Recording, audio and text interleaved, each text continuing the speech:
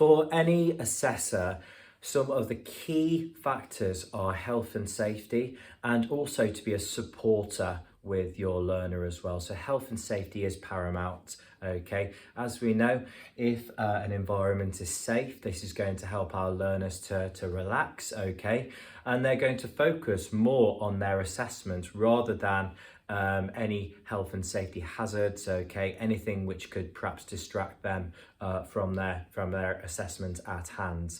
Okay, some of the key factors with health and safety and arranging assessments. First of all, is to conduct a risk assessment prior to the assessment, okay? So it might be you arrive at the assessment environment early, just have a walk through, okay? Make sure the equipment is working, the area is safe, okay? There's nothing that's going to put the learner under any stress, okay? All right.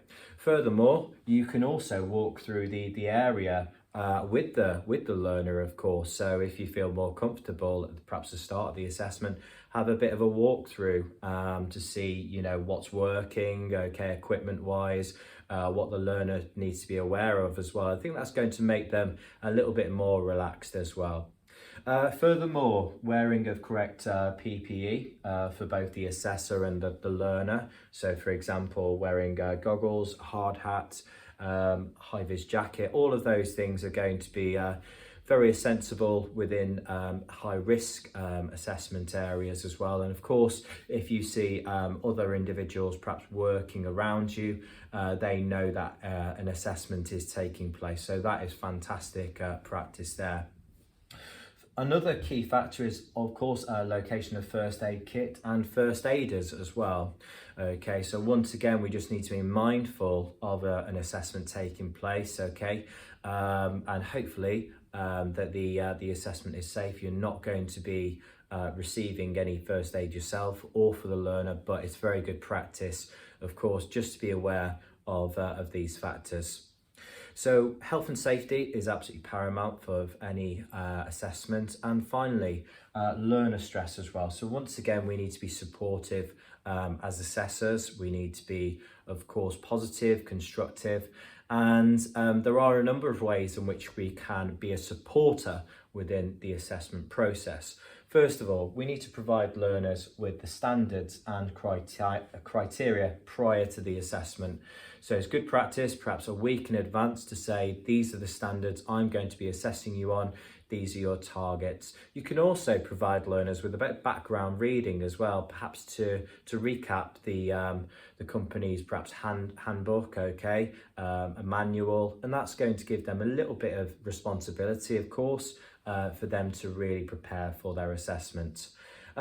Also, perhaps conduct the pre-assessment briefing in private, and this is going to allow for clarity on the assessment, okay, and you can allow for the learner to ask you some questions about the assessment that they might not want to ask you in front of perhaps a crowd of colleagues, for example. So a briefing could be conducted in private, of course, and also perhaps give the learner some advice on when they will receive their feedback, okay? Ideally as soon as possible after the assessment, okay, but if not, it could be 24 hours later. But if we're clear with the assessment feedback process, this is going to help them to feel at ease, of course. Furthermore, arrange learner support prior to the assessment, okay, so if the learner does have any additional need, okay, we can provide them with support, of course. But just ask them well in advance of the assessment, is there any way that we can support you? Is there any other services that we can provide?